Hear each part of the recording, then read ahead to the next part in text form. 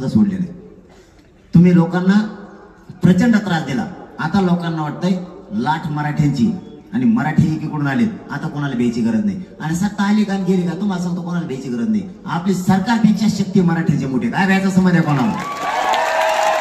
अजिबात द्यायचं नाही कोणाला। त्या आष्टी पाटोदा मतदारसंघात कव्हा मराठ्यालाच भेडायची, कव्हा बघा तुम्ही मराठ्यालाच भेडायची।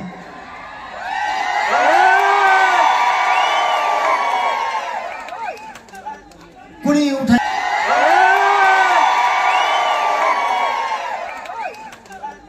कुणी उठायचं मराठ्याला धवसायचे। मी तिथं घराघरात लोकांना सांगितलं मराठी किती आहेत आष्टी पाटोदा मतदारसंघात मला सांगा रे। मराठी असे तुटून पडले 1,67,000 नुसते आष्टी पाटोद्यात मराठी एकटे। काय टप्पर आहे कोणाच्या अंगावर यायची मी निवड शक्ती दिसाल तितकं सरकार मराठ्यांच्या पायात पडणारे लक्षात असू द्या। एकजुटा या राज्यात मराठ्यांच्या हातात पावर राहिली पाहिजे। तुमची आणि माझी जबाबदारी। मराठा आणि मराठ्यांच्या पोर संत मला माझा समाज मोठा झाला पाहिजे हे स्वप्न आहे माझं। मराठ्यांना मोठं करणारा 75 वर्षात एकही आतापर्यंत नाही आला। आमच्या वेळेला आम्हाला माहिती आहे तुम्हाला नाही, म्हणून मराठ्यांनी आता सावध व्हा। पुढच्या काळात मराठा समता कामा नाही। तुमच्या हट्टापायी तुमच्या नेत्यापायी माझी जात आणि माझ्या जातीच्या पोरं संपू देऊ नका। माझं तळमळीनं आणि तळतळीनं तुम्हाला सांगणं मी किती दिवस तुमचा आहे आणि माझा मलाच माहित नाही। रोज सराई सुरू आहे। आजपासूनच मी मरण यातना बघतोय। मी माझ्या समाजासाठी कोणाला विकत नाहीये, मी कोणाला फुटत सुद्धा नाही। आणि मी जाहीर अहमदनगर मधून मराठ्यांना सांगतो महाराष्ट्रातल्या मी मरायला नाही भेट, मी हटात सुद्धा नाही। मी सलाईन किंवा माझ्या शरीराचा विचार नाही करत। मला पत्रकार बांधवांनी विचारलंय तुमची तब्येत खराब असताना तुम्ही काम करताय, माझ्या शरीराची किंमत नाहीये। मला माझा समाज मोठा झाला पाहिजे हे स्वप्न आहे माझं। मी शरीराला मोजणारा नाहीये, मी वेदना नाही मोजत बसत। माझ्या समाजाच्या लेकराच्या वेदना मी मोजतोय। माझ्या समाजाचा त्रास मला बसू देत नाहीये। रोज रात्री 5-5, 6-6 सराई सुरू आहेत। माय बापा तुमच्या नेत्याला नका मानू। तुम्ही तुमच्या नेत्याच्या नादात माझा समाज आणि माझ्या समाजाचे लेकर संपून बसते बर का। माझा समाज आणि माझे लेकर संपू देऊ नका। समाज खूप दिवसांना एकत्र आलाय।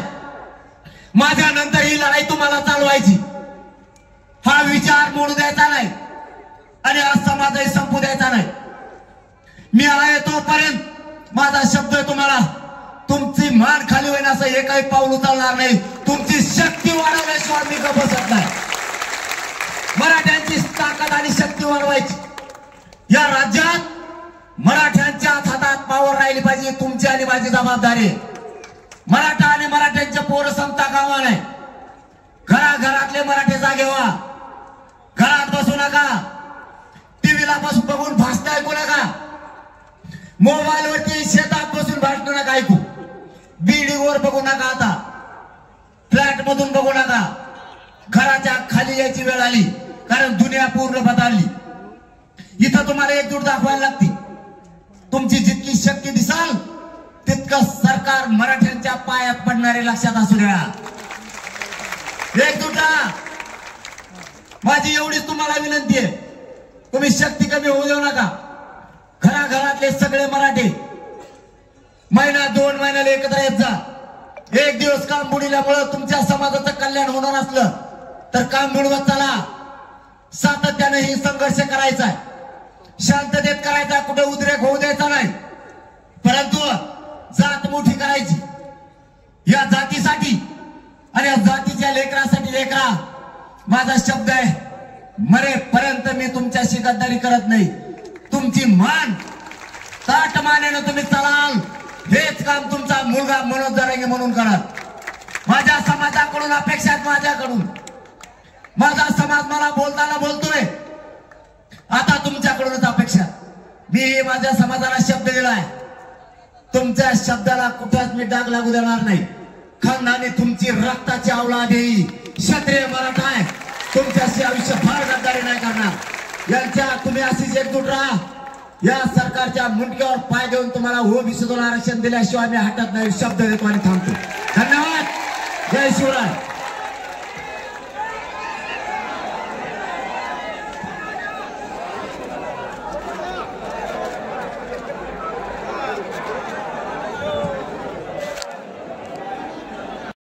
निवडणूक लढत ठरलं पण पाण्यात ठरलं लय सोपं.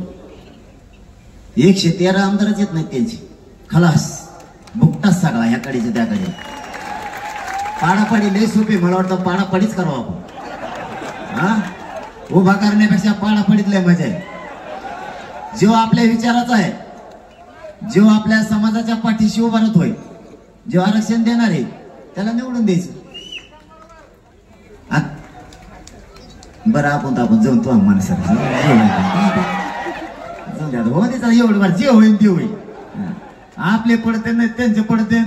जे व्हायचं असं देव. त्यांना लय टेन्शन आहे भाऊ. तुला काय सांगू, एवढं टेन्शन आहे. ते असे कदरून गेले. त्यांना एक तर कळत नाही मी काय करीन कवाशी. बरं का, सगळ्यात मोठा त्यांचा ते एक प्रॉब्लेम आहे. मी एका एकीच उभा करायचं म्हणतो, एका एकीच पाडायचं म्हणतो. नाही तर मी एका एकीच पाडायचं म्हणतो, एका एकीच उभा करतो. त्यांचं गणितच चुकून जातं. युद्ध मागं सुद्धा त्यांचं गणित असं चुकलं. आपलं एका एकीच पाडायचं ठरलं. त्यांना वाटलं उभा करते. उभा केले म्हणजे काहीला असं वाटत होतं येईल उभा केले का आपल्या आपोआप निवडून येते. काहीला वाटत होतं आपले पडते. आता कोणालाच मेळ लागा नाही. हे काय करणार आहे. समजा जर पाडायचं ठरलं तर काही जणांची मजा होती. उभा केले तर काही जणांचं कायमच वाजत आहे. म्हणजे कोणाच्याच कोणाला मेळ लागा नाही. हे नेमकं काय करतील. आता त्यांच्यातच अशी पंचायत झाली. हाय का 5-10 मिनिटं आहे बोलू का. त्यांच्यात अशी पंचायत झाली. त्यांच्यात झाले 6 पक्ष. एका एकाचे 2-2 आणि 3 आले ती एकत्र. तिन्हीकडे बी 3-3 आहेत. म्हणजे झाले 6. उमेदवार किती द्यायचे 2. दोघाला मिळून त्यांचा एक आणि यांचा एक. खाली किती शिल्लक राहिले 4. ते 4 मध्ये मायला मी आता पैसे घातले. 5 वर्ष झालं तयारी करतोय आणि मोदीच आणलंय. आणि मग 5 वर्ष मी कवर वाट बघू. मग ते माझ्याकडे तिकडे आणतो. ते अंतर्गत आले की ते मध्ये जावा. आमच्यात झाले 3-3 पक्ष. बहुतेक मग हा नंबर लागायचा अंदाज नाही. मग आपला आजार राज्यमंत्री होता. मग काय होतं की आता मला म्हणले तयारी लागणे होते नव्हते. ते पुरे पैसे त्याच्यात घातले. आणि आता मध्ये तुला नाही जमायचं त्याला द्यायचं. मग आता आम्ही कवर वाट बघायची. मग पुढच्या 5 वर्षात जर ते पडलं नाही तर मग करायचं काय. त्यामुळे आमचं संपलंच. मग त्याच्यापेक्षा असं करू आपण, तुम्हाला जे द्यायचं ते द्या. आम्ही तेच पडतो. तुमचाच जेव्हा द्या दगड. आम्हाला फक्त त्याची जिरायची मध्ये. म्हणजे त्यांची आपल्याकडे ते आपल्याकडे वाट बघत येत. यांचं काही फाकत आहे का काय. म्हणून सांगतोय आपला जर एक उमेदवार दिला ना तेच मान्य करायचं. सगळे आवाजच करायचा नाही कोणी. कारण तो जातीसाठीचा विषय, राजकारणासाठीचा नाही. कारण त्यांचे 4 शिल्लक राहिलेत. ते 4 बी आता सारखंच होणार आहे. म्हणजे लोकसभेत झालं तसं सगळे मराठी तिकडेच होते व्यासपीठावर बसलेले. टोटल एक मराठीचं इकडं नव्हतं. आपले पोट्टे गरीबाचे इकडून गाडी घेऊन पळ, तिकडे रिक्षा घेऊन पळ, कोणाच्या हातात पॉम्पलेट, कोण कोणाचा प्रचार करतोय तळाला मेळ नव्हता. आणि त्यांच्या याच्यावर भले टप्पू सगळे बसलेले. जिल्हा परिषद अध्यक्ष त्यांच्याकडं, माजी आमदार 13-13, 14-14 त्यांच्याकडं, 7 माजी खासदार, आजी खासदार त्यांच्याकडंच, सगळे जिल्हा प्रमुख पक्षाचे त्यांच्याकडंच. आमच्या वाट्याला कुणीच नाही. सगळा आपल्यासारखाच माल. समजा मायासारखाच गळाल्याला सगळा. सगळे असेच होते. पण हे इतके भारी भरले त्यांना. ते व्यासपीठाच्या खाली आले की त्यांच्यात म्हणायचे आहे गावात जेवण त्याने पिठ लोक काय करावं रे काय करत म्हणलं. मग आडनावच बदलिलं. इतके बेकार हे पोट्टे काही लिहितात ना. आयला पुढे शिकत अजून पुढे नाही तुम्ही. इतके बेकार लिहितात खाली ना. त्या माणसाला गावात जाऊच वाटत नाही पुन्हा. बघा पाठीमागची लढाई झालेली श्रीमंत मराठी म्हणजे राजकारणातले सगळे मराठी एका बाजूने होते, गरीब मराठी एका बाजूने होते. तरी सुपडा साफ केला त्यांचा मराठी. कारण गोरगरिबांपुढं आणि मराठ्यांच्या शक्तीपुढं कोणाची शक्ती टिकत नाही. आता यावेळेस काय होईल मला नाही माहित. पण विचारपूर्वक दिवसभर चर्चा करू आणि त्यातून मार्ग काढू. करायचंय काय. मी या शांतता रॅलीच्या माध्यमातून सांगतोय, या देवेंद्र फडणवीसला छगन भुजबळ दंगली घडायच्या, दंगली होऊ द्यायच्या नाही. शांतता ठेवायची राज्यात. कारण मराठा आणि ओबीसी आपला कसलाच वाद नाही. हे काहीतरी काढी टाकायचा प्रयत्न करतील आणि वाद लावायचा आहे. यांची दाट शक्यता, कारण भाषाच तशी त्यांची. ते छगन भुजबळ नाकावर चष्मा आल्याला आणि म्हणताय त्या पुण्याला म्हणताय तलवारी घासून ठेवा. तुला चष्माच उचला ना तलवार का उठली तुला?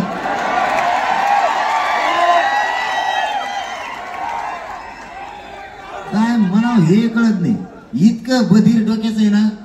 स्वतःचं तर वाटोळं केलं सगळ्या कुटुंबाचं त्यांनी जेलला जाऊन त्या शिवसेनेचा पुरा टांबळा वाजला, त्या राष्ट्रवादीचा भुगा केला आणि आता त्या देवेंद्र फडणवीसचा कार्यक्रम करायचा मागे तो पुरे शिटा पडित तिथे सोडित नाही. इतकं आपिशा पायाचं आहे ना, भयानक आपिशा पायाचं. आणि तरी हे देवेंद्र फडणवीस त्याच्याच मुख्य घेतोय.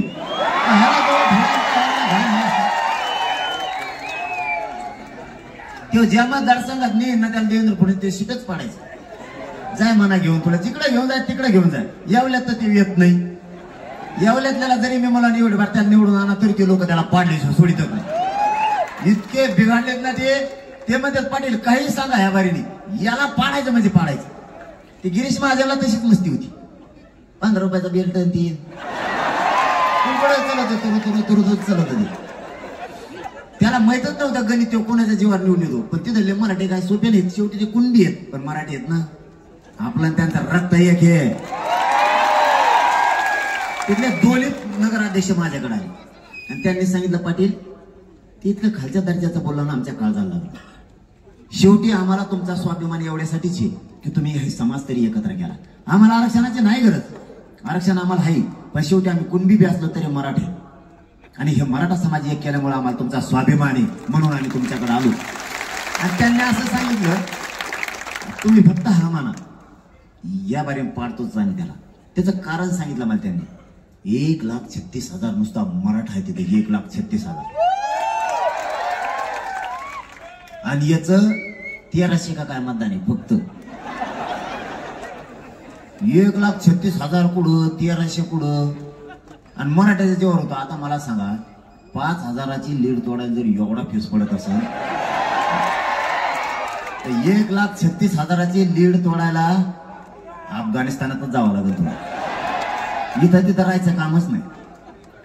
तेव्हापासून खालच्या पट्टीत आलाय बघा त्याची भाषा तुम्ही टीव्हीवरची. इथून मग अशी होती की बाप असा बोलत होता जस का राष्ट्राध्यक्ष झालाय असा बोलत होता. मी म्हणलं 1,36,000 मराठी. ते म्हणलं मनोज दादाचं काही चूक नाही, बरोबर आहे, आरक्षण बरोबर आहे, आरक्षण राईट आहे. आता कसं खाली असली ती आपण विश्वास घ्यायला सुरू केलं. हे मुंबईतले एक आपल्याला भेट नव्हती, कारण तिथं काय असतं माझा स्वभाव थोडा वेगळा आहे. जिकडं पडन मी तिकडच पडन म्हणत असतो. उलशिक बोलू का? तू म्हणता मी उलशिक म्हणता चांगलाच पिठा पाडलाय.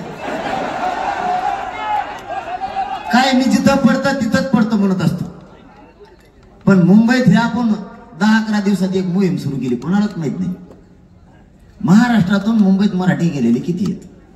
महाराष्ट्रातून गेलेले मुंबईत कामाला गेले बिचारे, रिक्षा चालले ते टपऱ्या काहीतरी हाय असे व्यवसाय करतात. कोणाच तिथं वॉचमॅन म्हणून येत, कोणाच्या कंपनी पुढे येत, कोणाच्या कंपनीत येत, कुठं टॅक्सी चालवित येत, टपऱ्या चालवित येत. वडापाव हे वडापाव असलेच वाटायला आपल्या धंदे मोठाले तर त्यांचे नजरच पुरत नाहीत. असे वर इतकाले बिल्डिंग मोठाले, त्याच्यावरच मराठी जाऊन बसले होते मध्ये 17 ताळी बिल्डिंग घेऊन. आणि ते मुख्यमंत्री म्हणतात अरे म्हणून हे लोक कुठून वर गेलेत म्हणलं मला नाव माहित. आणि ते म्हणले मग हे मुंबईत गेल्यावर काय करतात म्हणलं त्यांनाच विचारा, आता मला माहित नाही ते काय करतील. कारण हे चढायला जागा नव्हतं तरी 17व्या तळावर गेले होते. इतके डेंजर. त्याचा शोध मोहीम घेतली आणि की किती लोक आहेत. जवळपास 17 ते 18% महाराष्ट्रातून मराठी तिथे गेलेले मुंबईत. जरी निवडून आणून नाही शिकलो तरी आपण तिथल्या 19 सीटाचा जवळपास कार्यक्रम केलाच म्हणून समजा पाळले. म्हणजे आपण तिथं बी शोध मोहीम सुरू केली. आता कोकण अर्धा आहे, अर्धा राहिलाय, अर्धा आहे अर्धा राहिलाय. मराठवाडा, पश्चिम महाराष्ट्र, विदर्भाचा विषय सोडून द्या. तिन्ही प्रांत एका बाजूला आहे. इथं यांचा सुपडा सापच होणार आहे. तिन्ही प्रांत इथला विषयच नाही यांचा. त्यामुळे यांच्या ज्यावेळेस आपण भुई धरली, आपण ज्यावेळेस शोधायला लागलो तेव्हापासून यांच्या लक्षात आलं मुंबई सुद्धा कार्यक्रम वाजवू शकते ते. कारण आणखीन बी 8-10 दिवस लागणार आहेत मुंबईचा सगळा तपास यायला. कारण आपले लोक किती आहेत जर आपली निवडून यायची भूमिका नसेल तर पाडायच्या भूमिकेत मराठ्याचं मतदान निर्णायक. मुंबईत सुद्धा, कारण ती जरी धार धरली आपण तरीही त्यांचं मुंबई सुद्धा वाजत आहे. फक्त किती सीटापर्यंत जात आहे हे आपण 29 तारखेला डिक्लेअर करू, कारण तोपर्यंत सगळं चारही बाजूची माहिती आपल्याला येणार आहे. कारण आपल्या पोटात काही राहत नाही, आपलं सरळ असतं. कारण तुमच्यापेक्षा मला मोठं कोण आहे मी कुणाला सांगू, तुम्हाला नाही सांगणार तर तुम्हाला सांगून टाकतो सगळं. कारण मी यांना गिनतच नाही, यांना मानत बी नाही, यांना विचारत बी नाही तुम्ही केवढीचे. नाही तर हे आंतरवाली सोडायचे नाही, जे जे पडणार आहे ते आंतरवाली सोडित नाही. जे 54,000 मायनेच गेले ते तर म्हणते तुम्ही आपला राजीनामाचे डायरेक्ट. जे 44 न गेला ते तर म्हणतो आपल्याला पक्षातच नाही राहायचं आहे. बरे तुम्हाला वाटत असेल पण मी निवृत्ती घेतली, काही त्या निवृत्तीवरच येऊन टेकले. कारण मराठ्यांच्या नादी लागणं एवढी सोपी गोष्ट नाही. आमचा बदनापूरचा तर उठतच नाही. ते तर म्हणतो मी पडलो तेव्हा पडलो, आता खेळच पांगला असा. लावसाहेब दादा पडले मग आता काळे करमच आपला काही गेमच मारला म्हणा, काही खऱ्या गोष्टीत नाही राहिला. मग काही चूक नसताना सुद्धा मी पडलो, एक चूक नव्हती मी. एक मराठ्याचं मग मंदिर बोला ना, ओबीसीचे बोला ना. म्या ओबीसीला दिलं राव, लय मुत्थ गेलं. ओबीसी बोले नाव राहिले मला. असं एक फळ असतात फळ. तुम्ही तुमच्या हातात सत्ता होती त्यावेळेस केलेली मस्ती हे आता लोक तिचा बदला घ्यायला लागले. लोक सोपे नाहीत. तुमच्याकडे सत्ता होती म्हणून तुम्ही एवढी मस्ती केली. तुम्ही ओबीसीचे लोक सोडले नाही, मराठ्यांचे सुद्धा सोडले नाही. तुम्ही लोकांना प्रचंड त्रास दिला. आता लोकांना वाटतंय लाट मराठ्यांची आणि मराठी एकीकडून आले, आता कोणाला द्यायची गरज नाही. आणि सत्ता आली का गेली का तुम्हाला सांगतो कोणाला द्यायची गरज नाही. आपली सरकारपेक्षा शक्ती मराठ्यांची मोठी. काय व्यायचा समज आहे कोणाला? अजिबात घ्यायचं नाही कोणाला. त्या आष्टी पाटोदा मतदारसंघात कव्हा मराठ्यालाच भेडायचे, कव्हा बघा तुम्ही मराठ्यालाच भेडायचे.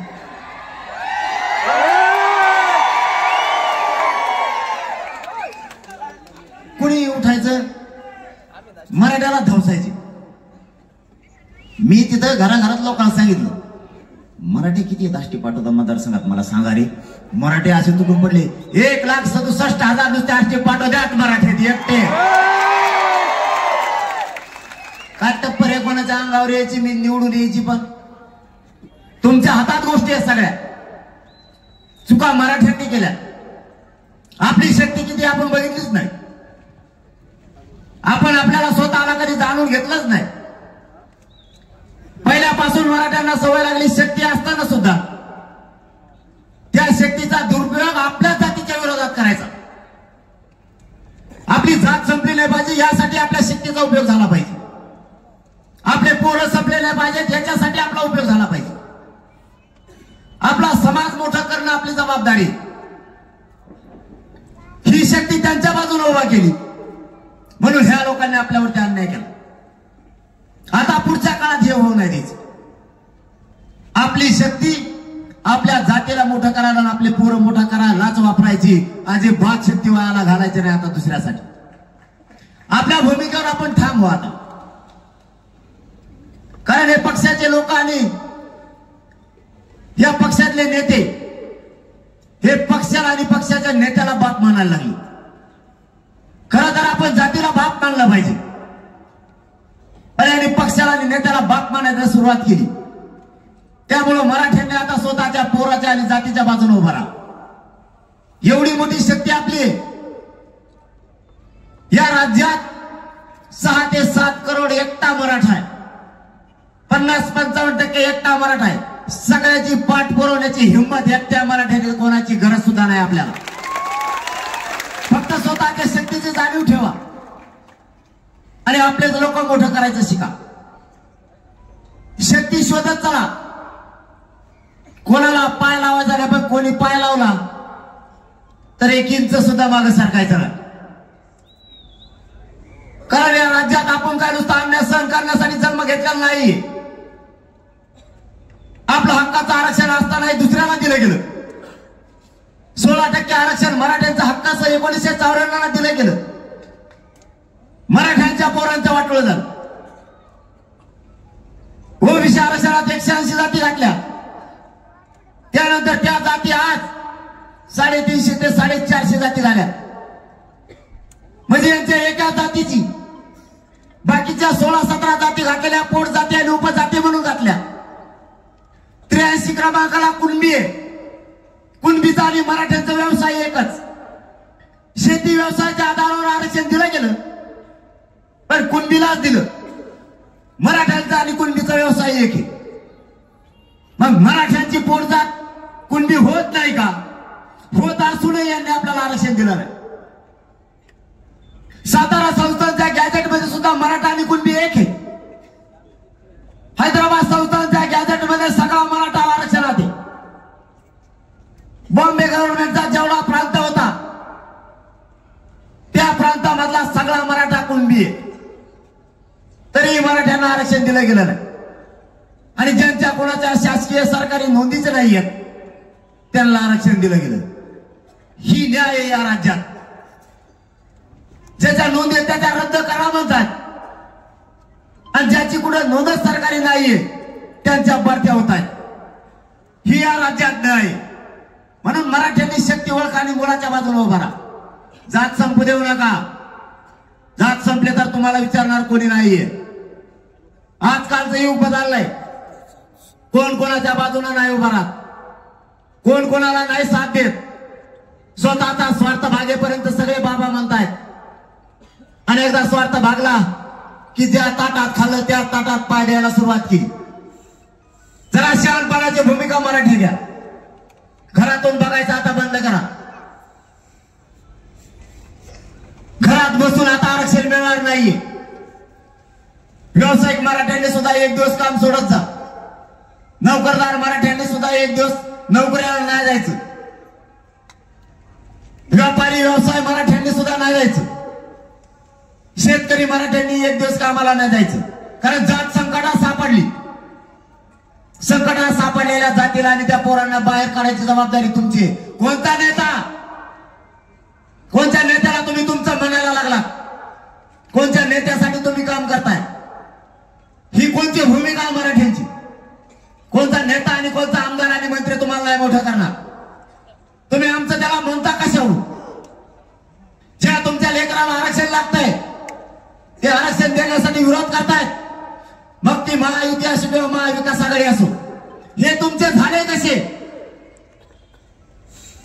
तुम्ही कोणाला फसवतात? मराठ्यांना, स्वतःच्याच मुलाला, स्वतःच्याच जातीला.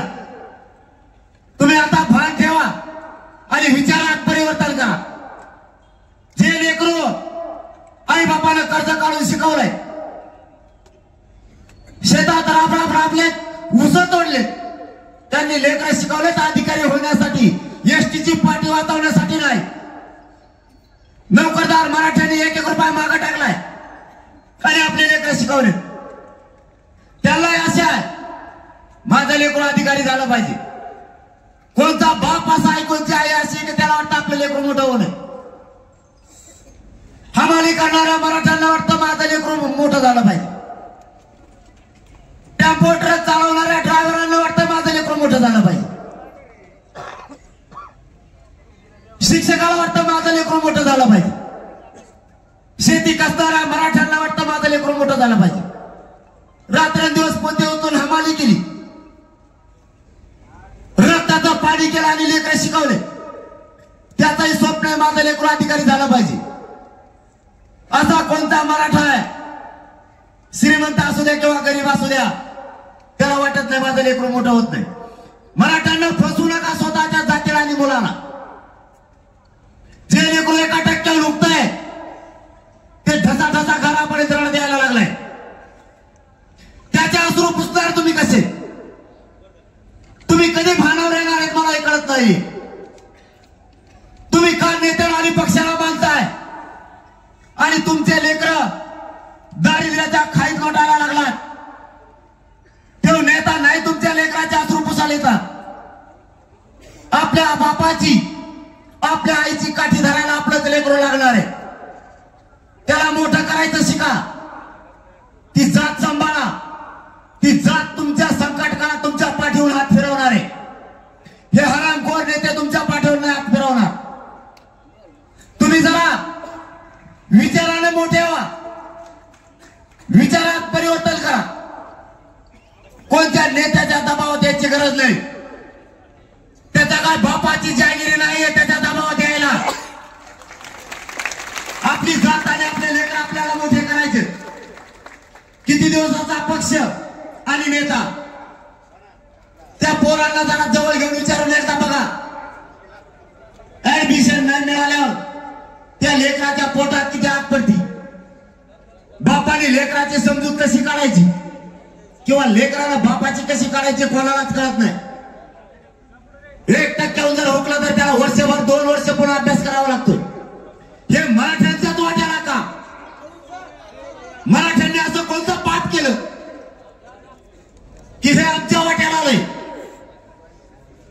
आम्ही या राज्याला मोठा करण्यात कुठे कमी पडलो? या राज्यातली सगळी भूमिका मराठ्यांनी पार पाडली. मोठ्या भावाची पाडली, लहान भावाची पाडली. आज आमचे लेकर आरक्षणासाठी आक्रोश करायला लागले तर तुम्हीच मोठे केलेले पक्ष आणि नेते तुमच्या विरोधात बोलायला लागले. मग तुमचं नेमकं कोण? म्हणून माझी तुम्हाला हात जोडून विनंती आहे, जातीकडे बघा. जातीचे लेकर मोठं करण्याचं काम सुरू करा. तुम्हाला जर असं तुम्ही करत राहिला तर पुढच्या पिढ्या तुम्हाला कधीच माफ करणार नाही. आता हे संकट परतून लावायची वेळ आली. याच वेळेला आता सगळ्या गरीब श्रीमंत मराठ्यांनी एकत्र या. तुम्ही जर आता बघायची भूमिका घेतली तर कोणाच्या तरी नातवाचं वाटोळं होणार आहे, कोणाच्या तरी मुलाचं मुलीचं वाटोळं होणार आहे, कोणाच्या तरी भावाचं वाटोळं होणार आहे. अशी संधी मराठ्यांना चालून येणार नाहीये. ही आता वेळ मराठी मोठं करण्याची. मराठा हात आपला बाप समजा, नेता आणि पक्ष आपला बाप समजायचं मराठ्यांनी बंद करा. नाही हो, माझ्या समाजाच्या मदतीला कोणी यायचं.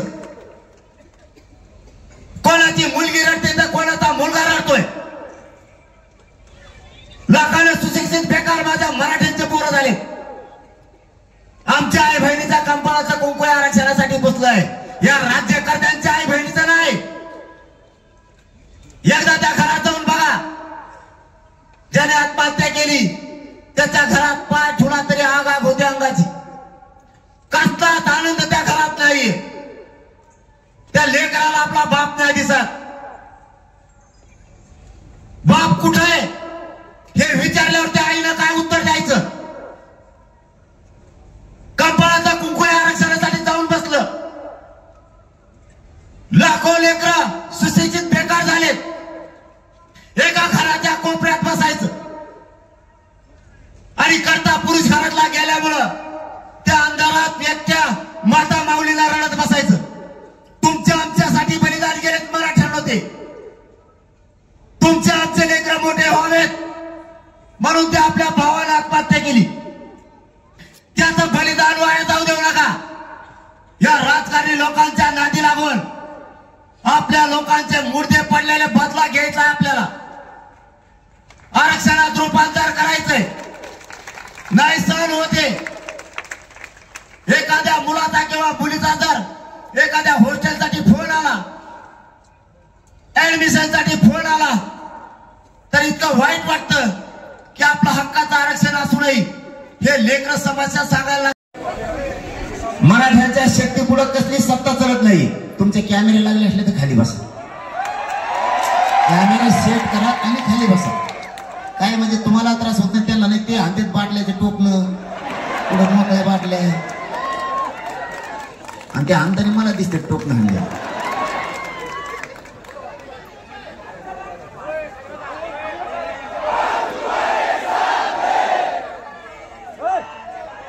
यांच्या डोक्यातलं मराठ्यांना एकत्र नाही येऊ द्यायचं षडयंत्र आपल्याला मोडायचं.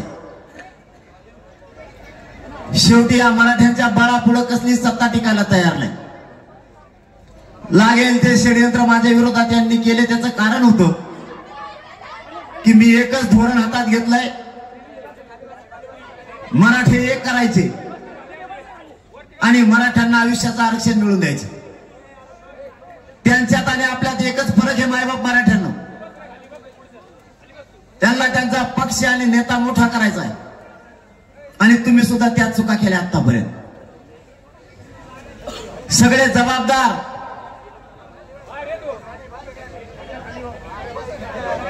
काय खाली बसा लावलं तुम्ही. मी बोलायचं जाईन बरं काही सोडून मग तिसरीकडेच बोलायचं चालू करीत असतो.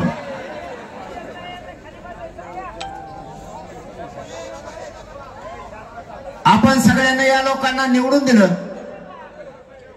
आणि या शेवटी या लोकांनी आपला घात केलाय. तुमच्या लक्षात नाही आलं काय घडलं. तुम्ही ज्या पक्षातल्या नेत्याला मोठं केलं त्या पक्षातला नेता आज मराठा आरक्षणाच्या आणि मराठा समाजाच्या विरोधात बोलायला लागला. कारण याला दोषी तुम्ही आहे. तुम्ही जर याला डोक्यावर घेतलं नसतं तर आज पोरं आपले आयुष्यापासून आणि भविष्यापासून लांब गेलेच नसते. तुम्ही आणि आम्ही काही गोष्टी समजून नाही घेतल्या. प्रत्येक वेळेस आपल्याला भावनाशीर करायचं आणि भावनेच्या आरे आपण जायचं आणि आपल्या लेकराच्या आयुष्याचं वाटोळं करायचं. याला जबाबदार आपण स्वतः आहे. यांनी त्यावेळेस नातं जोडायचं, त्यावेळेस आपल्याला भावनिक करायचं आणि राजकारणात निवडून यायचं. एवढाच उद्योग त्यांनी केला आणि आपण सुद्धा त्यात फसलो गेलो. तुम्ही त्याला इतकं मोठं केलं की त्यांच्या 20-25 पिढ्या जरी बसून खाल्ल्या तरी उडू शकत नाही, इतके ते श्रीमंत झाले. आणि त्यांना तुमच्या श्रीमंतीवर इतकी मस्ती आणि मगरुरी आली की आज तुमच्या लेकराला लागणार आरक्षण देण्यासाठी ते विरोध करायला लागले. बघा आपल्या चुका आपल्याला किती भोगायला लागल्या. जी वेळ कधीच मराठ्यावर येणार नव्हती ती वेळ आज मराठ्यावर आली. मराठा ज्या गोष्टीपासून वंचित राहणार नव्हता त्याच गोष्टीपासून मराठ्यांना वंचित राहायची वेळ आली. याचं मूळ कारण आहे या लोकांना आपण मोठं केलं, तेच लोक आज आपल्यावरती पलटले. आपण काम करताना समाज डोळ्यासमोर नाही ठेवला किंवा मुलगा नाही ठेवला. आज तुम्हाला सांगतो, तुम्ही मोठे केलेल्या सगळ्या पक्षातल्या नेत्यांचे पोरं आणि ते नेते यांना तुमची कसलीच आवश्यकता राहिलेली नाही. कारण तुम्ही त्यांना इतकं मोठं करून ठेवलं की त्यांना आज तुमची गरज नाही. आणि आपण मात्र आता उघड्यावरती आलो. आपल्या मुलांना जर शिक्षण द्यायचं असलं, उच्च शिक्षण द्यायचं असलं, नोकरी द्यायची असली, अधिकारी बनवायचं असलं, त्याला नोकरदार वर्गात घालायचं असलं, त्यांना केंद्रीय कॉलेज पाहिजे असली, त्या पोराला इंजिनियर, MBBS, डॉक्टर व्हायचं असलं, नाही होत आहे.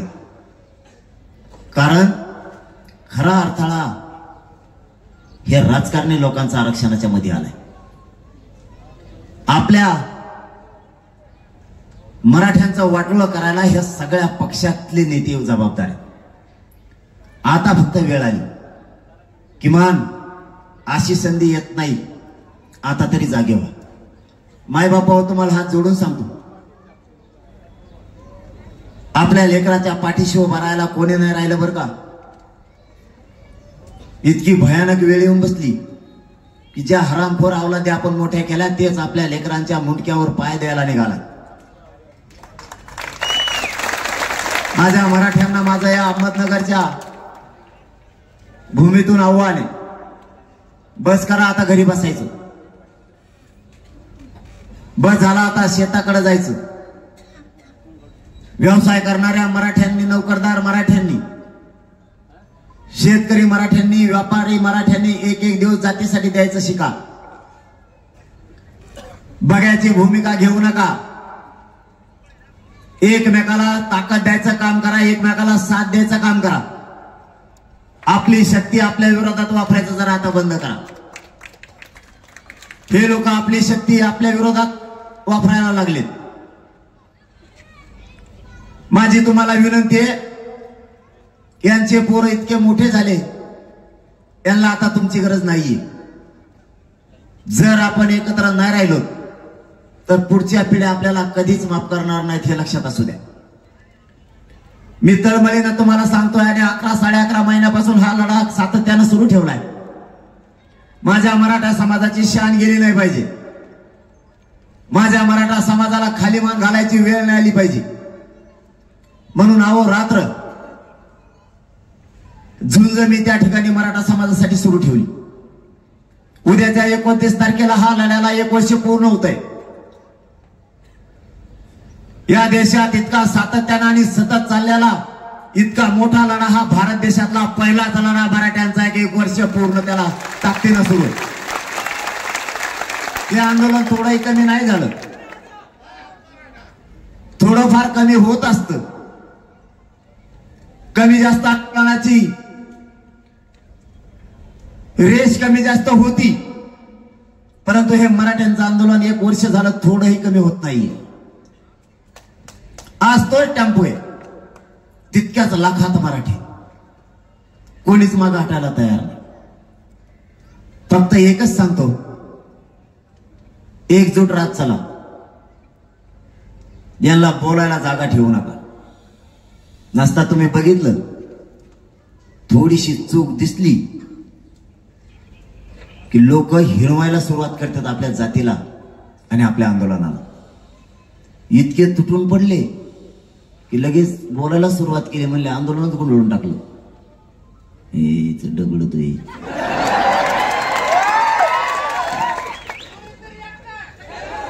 अरे मी काय सोपा आहे का गुंडळून टाकायला? मला काय 1 लाख लोक असले तरी मी लढत असतो, 10 असले तरी लढत असतो. मी बांधावरचा माणूस आहे. मी सोन्याचा ते चमचा घेऊन नाही चाल मला आलो. मी बंगल्या फुगल्याला नाही गेली. बंगल्यावरच दारात उभा केल्यात म्या मराठ्याच्या. चपला सकट पाय पडत मराठ्याच्या. नेत्याची मस्तीच उतरली. त्यांचेच नेते त्यांचेच एकमेकाला म्हणतात. आता मीडियात बी म्हणायला लागले, पण आधी नव्हती म्हणून. आता म्हणतात लय जमिनीवर आणलंय रे पवारांनी सगळ्याला. काही नेत्यात मध्ये त्याने पीठच माग केलं आमचं, कारण गावात त्याला विचारणच कुणी या बारीने तच करायचा. अजिबात यांच्या सभेला प्रचाराला मराठ्याने जायचं नाही. का नौकर नाहीत आपण त्यांच्या बापाचे. या बारीनं कसा प्रचार झाला माहिती आहे तुम्हाला? या बारीनं असा प्रचार झाला, मराठी प्रचाराला पॉम्पलेट चिटकायला जायनात, कारण मराठी तेवढ्याला ठेवले. 3 पॉम्पलेट चिटकेने प्रचार करणे आपल्याला बी लेकड. मग त्याचं पोरग आहे, त्याला दिलं ती सोडून एखाद्या प्रचाराला त्याच्या पुढं आपले पळत येत. त्याच्यापेक्षा जास्त सांगत येत आपले समजू. आमचा साहेब असा आहे, आमचा साहेब तसा आहे.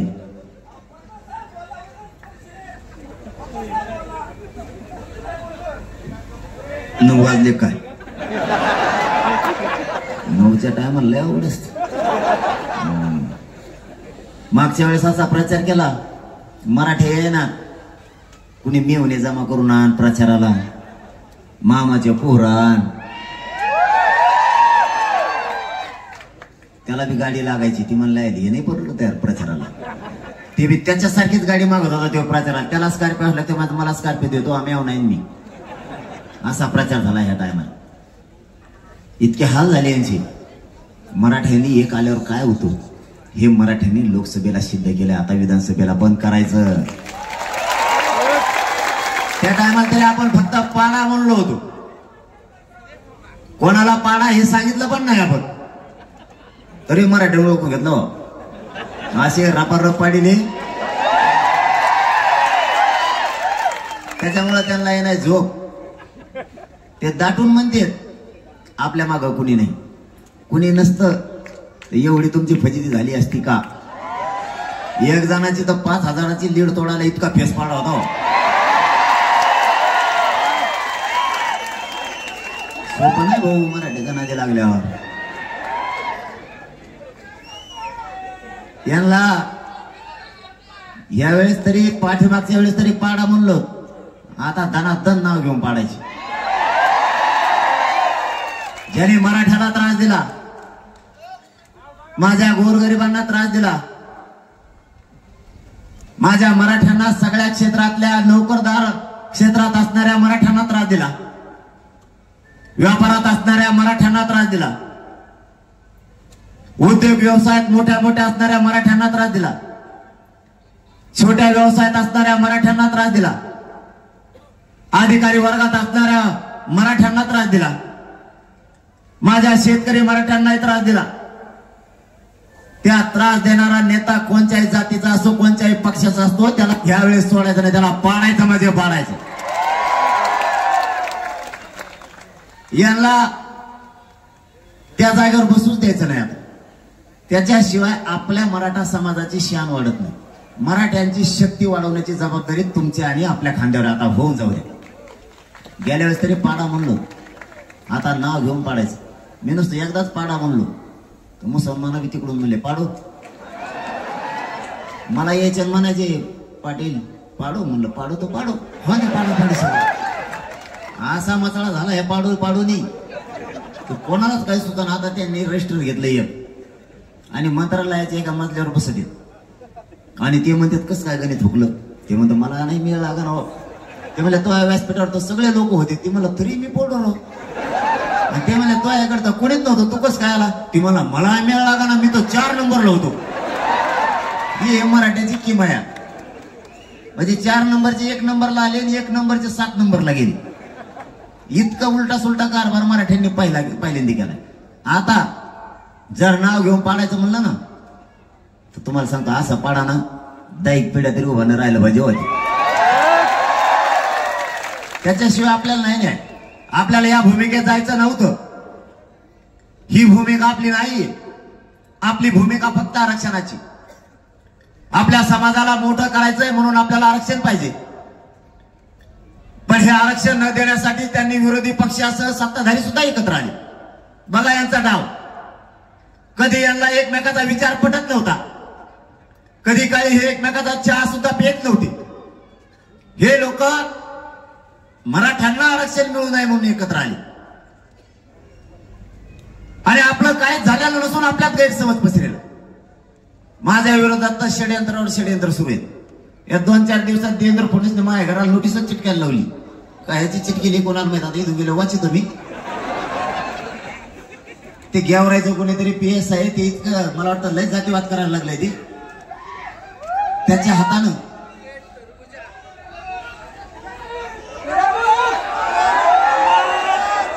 माझ्याच हातात आहे, तुमच्याच हातात या बारीने. कोणाला कुठं पाठायचं हे मराठ्याच्या हातात या बारी. दुसऱ्या दुसऱ्याच्या हातातच नाही.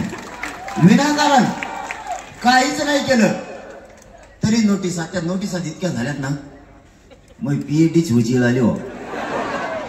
ते STचं तिकीट असते तसे ते वाचू सुद्धा कदारलं मी. बरं इतकं का मागा लागावं.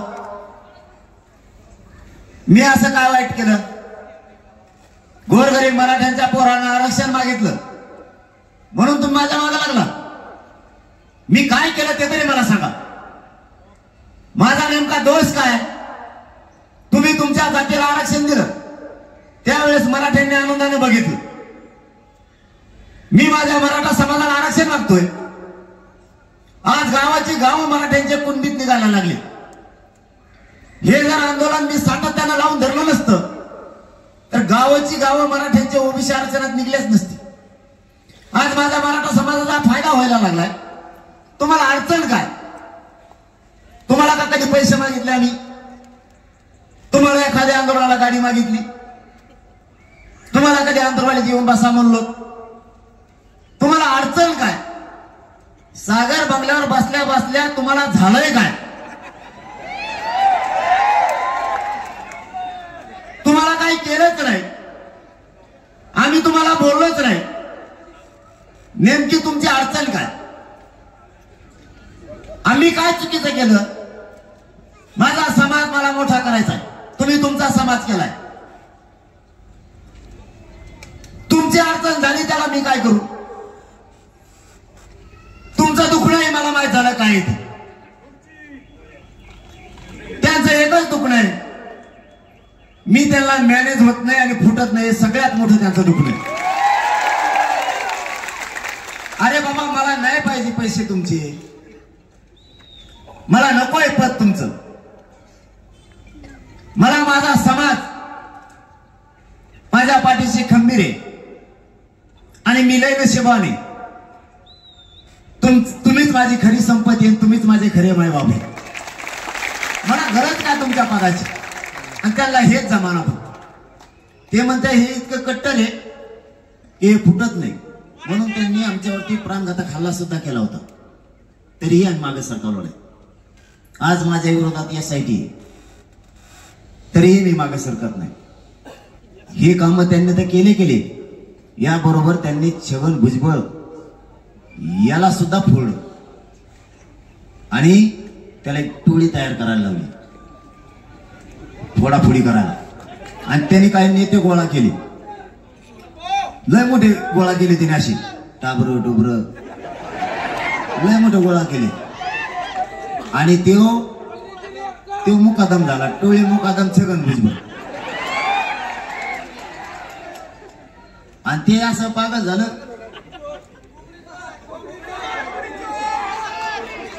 हे कोण नवीन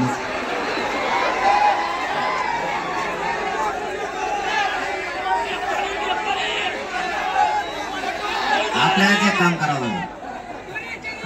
एक काम करावं लागेल. मराठ्यांचं औषध आहे, यांना नीट करायचं. मुंबईला चक्कर हाणून यावंच लागेल. तवय ठेप्याला बसणार आहे, कारण बऱ्याच जणाला ती मावशी बिले बोलवल करते सध्या. फक्त गोल टिकला लावायचं काम आहे त्याला. असा राईट आहे ना, तो तो म्हणतो मी अभियान सुरू केला आता मनोज जरांगेच्या विरोधात. आणि सगळ्या संघटना मराठ्यांच्या फोडायला लागलाय. त्यांनी क्रांती मोर्चे सुद्धा 3 क्रांती मोर्चे केलेले ना, ते पाप केलेलं आहे त्यांनी. आपले पोरं चांगलं काम करत होते, ते आंदोलन आणि ते मोर्चा मोडायचं काम सुद्धा त्यांनीच केलेलं आहे. आता हे आंदोलन मोडायसाठी संघटना जवळ करायला लागले, समन्वय फोडायला लागले. आणि ते पत्रकार परिषद घेतात, 2-3 दिवस टीव्हीला दिसतात. ते त्याच्या पुढे दिसतच नाही. कुंकड जाते तर कुंकड नाही. मी म्हणतोय अरे हीच वेळ रे जातीच्या बाजूने उभारायची. कशाला पक्षाच्या नेत्याच्या बाजूने उभारता? हीच वेळ आपल्याला जात मोठी करायची. तुमची चलती होती तेव्हा तुम्हाला काही नाही करता आलं. आता मराठ्यांची गोरगरिबाची चलती आली तर करू द्या ना गोरगरिबाला.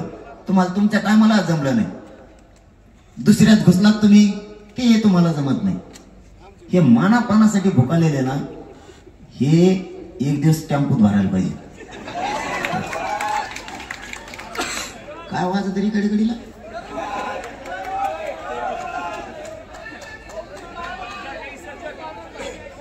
ते वाजू नका ना. आपल्याला आपल्या समाजासाठी काम करावं लागणार. मी काहीच केलेलं नसून इतका त्रास द्यायला सुरुवात केली. ते तर केलं छगन भुजबळच्या माध्यमातून, त्या दरेकरच्या माध्यमातून अभियान सुरू केलं. परत काही संघटनांच्या माध्यमातून केलं, काही समन्वयकाच्या माध्यमातून केलं. मी केलंय काय? मराठ्यांना आरक्षण मागितलं. मराठा पूर्वीपासून ओबीसी आरक्षणात आहे. आमच्या जातीचं आयुष्याचं वाटोळं झालंय. आमच्या हक्काचं असणारं आरक्षण आम्ही मागतोय. ते देण्यासाठी तुमचं एवढं मोठं षडयंत्र. अरे बाबा, आमच्या अधिकाऱ्यांची भरती सुद्धा होत नाही. एक तर आम्हाला नोकऱ्याच नाही. इकून तिकून लागल्या ते तिथंच मागून आले, पुढं गेले, आमचं तिथंच. तीच खुर्ची जस का फेविकॉल चिटकेले त्याला, हालतच नाही. आमची बढतीच होत नाही. झाली ज्याला नोकरी लागली त्याच्या मागे हातपाय धुवून लागत. मराठ्याचा म्हणून काम करीत नाही. कामचं याच्या जातीच काय संबंध आहे? तो या जातीचा आम्ही काम म्हणलो का तू आमच्या जातीचा म्हणून काम करेना? अधिकाऱ्याकडे ती ताईट मारते. आपला शिक्षक असला तरी वर्गनिधी गणपतीची देत नाही. मराठ्याचा काय म्हणून द्या ना काय? ही काय भाषा आहे?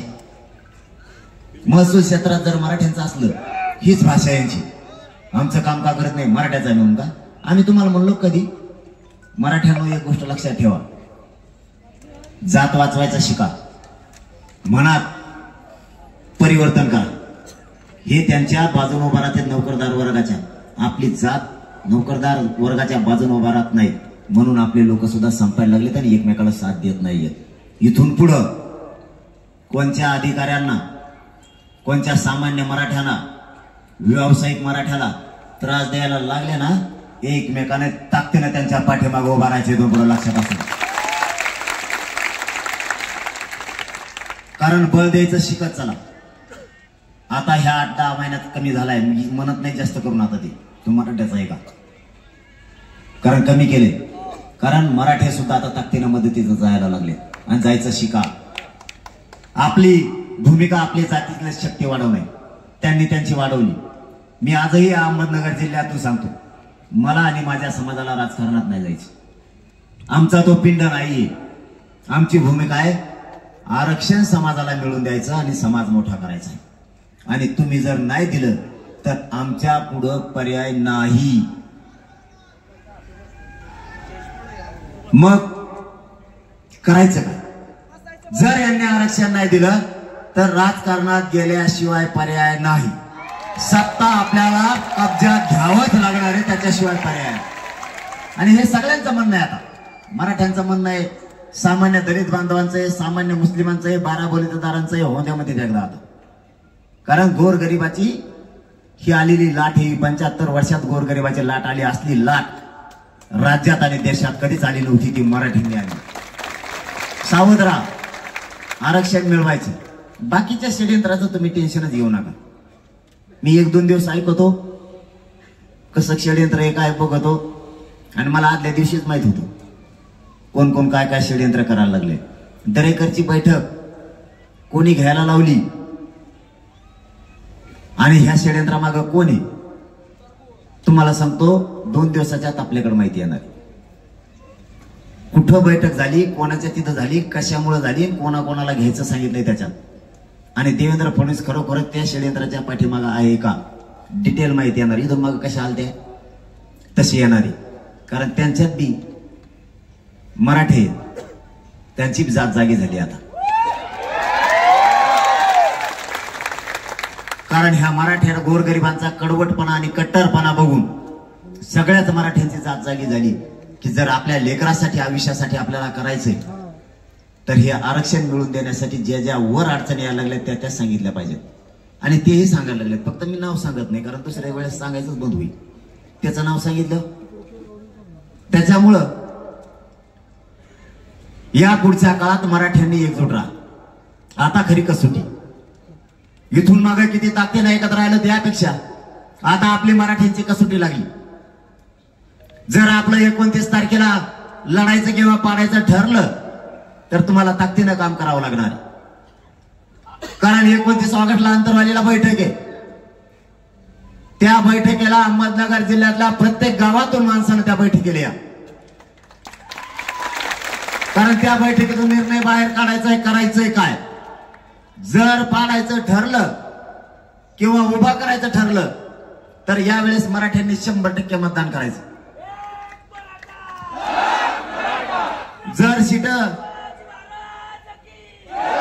जर सीट उभा करायचे ठरले तर मराठ्यांनी 100% मतदान करायचं. एकही मत वायाला जाता कामा नये. आपल्या मुलाला आणि आपल्या जातीला मोठं करण्यासाठी आणि हे 2च विषय डोळ्यासमोर ठेवायचे आणि मतदानाला उठायचे. उमेदवार कोणी बघायचंच नाही. आतापर्यंत दगड कसं काय काम करीन. जर आपण जसं 75 वर्ष त्यांच्यासाठी काही बघितलं नाही तसं एवढ्या वेळेस फक्त जातीच्या हितासाठी काही बघायचं नाही. कोणी पण असू द्या, कारण आपल्या उमेदवार लई आहे.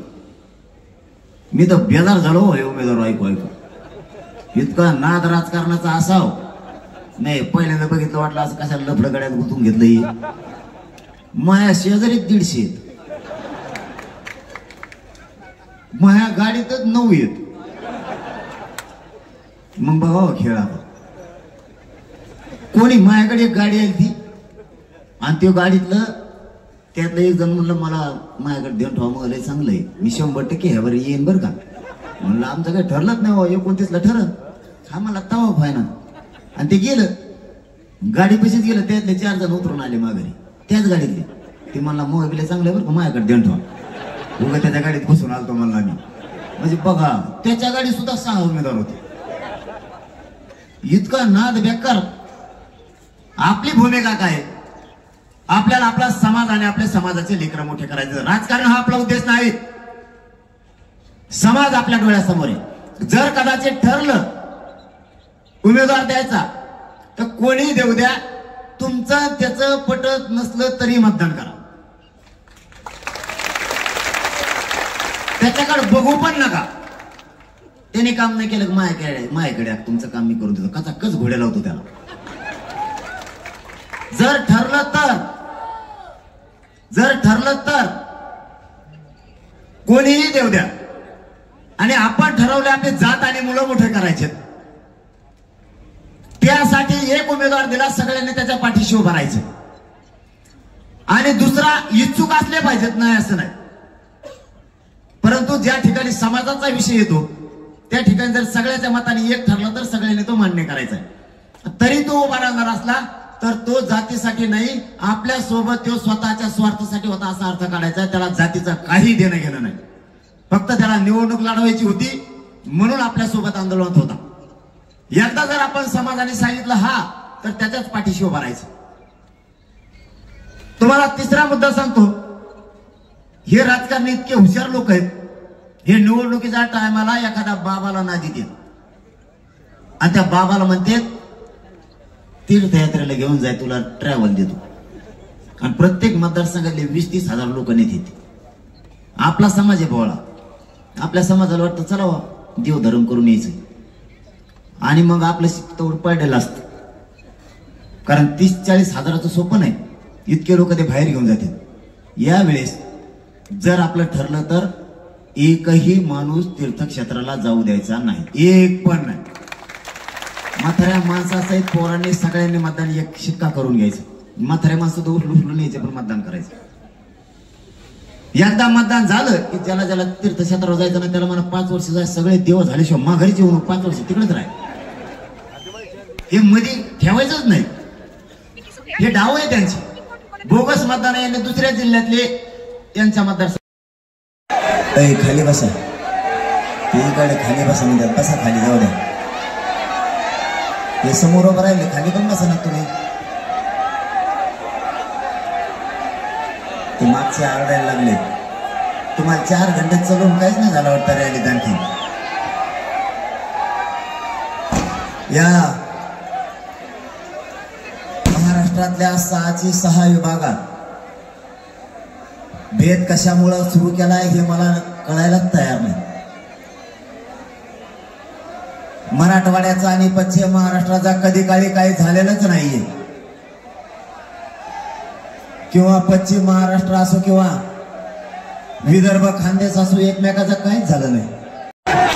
सगळ्यांनी जागा करून द्यायची आम्ही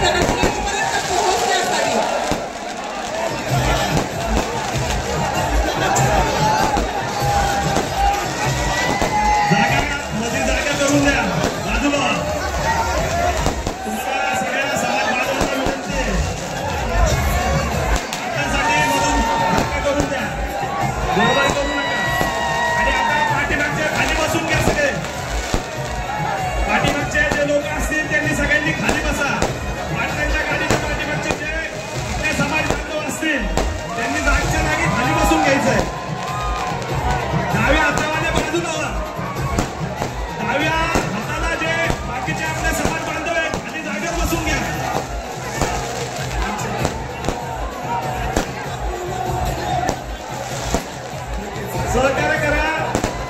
पोलीस प्रशासनाला सगळ्यांनी आपल्या समाज बांधवांनी सहकार्य करायचंय. त्या तिथलची गर्दी कमी करा, बाजूला हो तिथून.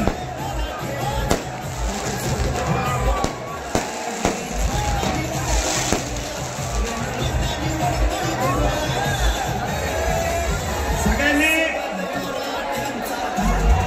शिस्तीमध्ये आपली शांतता राहिली, शिस्तीचं सगळ्यांनी पालन करायचंय. सगळ्यांनी खाली बसा, मागच्या खाली जिथं जागा असेल तिथे खाली बसून घ्या. छत्रपती शिवाजी महाराज की मराठा